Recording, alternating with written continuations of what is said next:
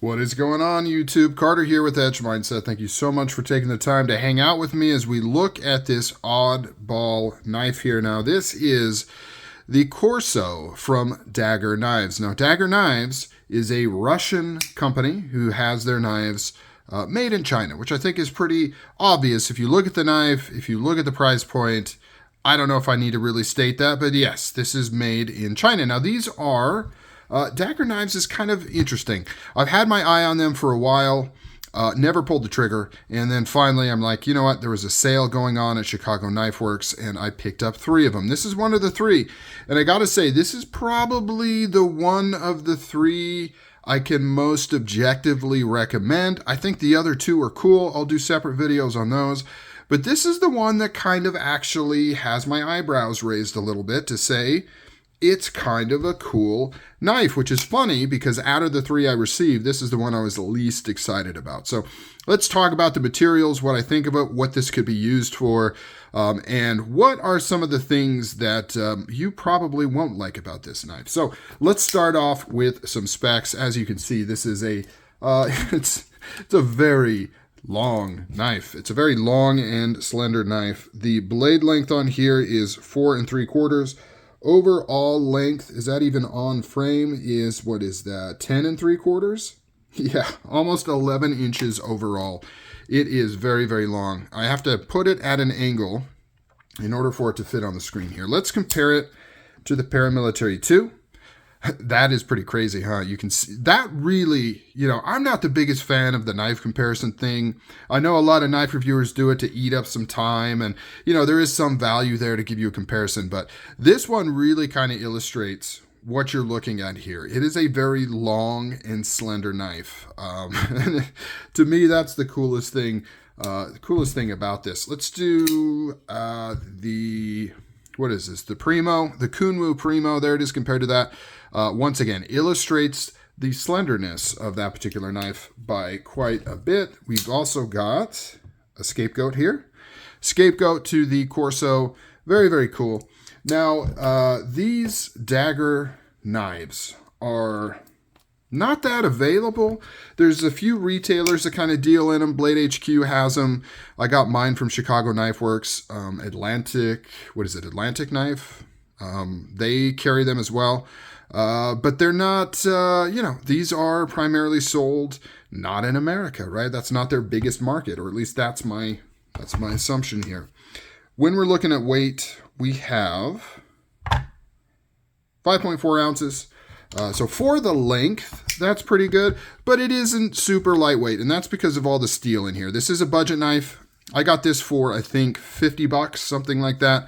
I know when they were newer, right? This model is not brand new. When they were newer, they were more expensive, and depending on where you get it from. But where I got it, Chicago Knife Works, it was like $50, and I think it's well worth it. We've got blue Micarta scales. Kind of unique. You don't see blue micarta all that often. I think it looks really, really good, especially against the bronze here. Now, I think that this is aluminum, is my assumption. It's really hard to tell. Maybe it is steel. I don't know, because the reason I say aluminum, it's definitely not titanium. And the reason I say aluminum is just because that looks like anodization. It just looks like anodization. That doesn't look like paint. It looks like ano, and you can ano aluminum, but you can't really ano steel. So I don't know if this magnet is just pulling through on the steel liners, but feels pretty strong. Feels pretty strong. I'm not getting that same pull down here, so maybe it is steel. I don't know how they did that finish on there, but who knows. The skull theme is very prevalent on these knives. All of the Daggerr knives, that's kind of their thing. You've got a skull on the pivot here. This little mushroom head right there, that's supposed to be a skull too, but it does kind of look like a Mario Brothers mushroom. And then, of course, you've got this screaming skull clip. This is probably the most obnoxious thing. I like skulls. I like things that are a little bit out there. If you follow my channel at all, you know that to be true, but this is even a little much for me. I don't really care for this particular pocket clip. I really wish it was a more subdued version. I like the Chavez clip because it's more of an anatomical skull. It's right here. It's And maybe it's just because I'm so used to seeing it, right? This clip has been around for over a decade. But this one I actually like. This one is just too cartoony and cheesy for me. Some people feel the opposite. I actually posted this clip as a joke saying it was the brand new Chavez clip coming out. Some people were like, I like it better. It's way better. I like it more than the old clip. Some people just really hate how there's no mouth on here, I guess, is something I found out recently, that's something people don't like, is that you can't see the mouth, which I found interesting. I never in a million years would have thought that was a thing people were getting upset about. But yeah, this one, I don't really care for it. Now, aside from how it looks, it functions very, very well. Deep carry. I mean, it's a deep carry clip, and I do like how it doesn't look like your standard deep carry clip. It does look better. I just don't like the skull face. Really good retention on here. Nice and stout. You got this nice smooth micarta here. Overall, this thing is just, I don't know, it's pretty cool. Look how wicked this blade is. Now, this is a defense-oriented blade. That's what you're going to get from Daggerr primarily. Most, if not all, their knives are, protection, self-defense oriented, that kind of thing. It's not on the utility side per se. This is made out of VG10 steel. They do a lot with D2 as well. I only bought VG10 because I like VG10 in terms of budget steels. Not that it's good per se. It just, I don't know. Something about it, Japanese steel, just seems cool. And I have a lot of experience with it. All my old Spydercos from back in the day was in this steel. Nice, thick blade stock. But this one's rocking a full flat grind. So it is very, very sharp and it cuts pretty dang well. Towards the tip here, it gets a little bit thicker behind the edge, but back here, it actually slices decently for a blade that's this short. So that's done very, very well. And these plunges are done very, very well. You can see how they just quickly taper right down to that edge, which is nice. Now, obviously, as you move that edge up, that plunge is really close. So you're going to get your smiles and you're going to get a little wonkiness going on here. But I do like how quickly that tapers down to that edge there. Got the bronze bolsters here, like we mentioned before. Steel liners. This is a lockback too, which is always kind of fun. You don't see many tactical lockbacks around nowadays. Just not that popular of a thing. Now it's pretty stiff, but it's smooth now. When I got it out of the box, there was some grittiness. But I have been carrying and playing with this thing quite a lot, and it has smoothed out a whole hell of a lot as well. Now, I believe, I haven't taken this apart, but based on looking inside here, it looks like it's using a single piece backspacer that turns into the spring, as opposed to a separate spring like on production cold steels. Just a little note there, not saying that's good or bad, it just is what it is. But it's a very stout spring, really good lockup.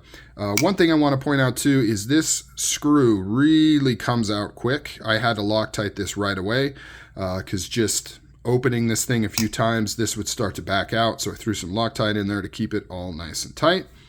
Got a lanyard loop here if you want it. I like it because it's not in the way. It's not sticking out. They've got a little cutout here. And then you've got the lanyard loop that's part of the backspacer. So, it's not getting in the way of anything like that. So this is, like I said, it's a defense-oriented knife. But for the money, if you are at all interested in something like this for your collection, I would say just do it. Like, this is not expensive. It is a cool piece. The colors of it are nice. It's well made. And it just, I don't know, it's just different. How thin this handle is. It just feels like a needle in your hand.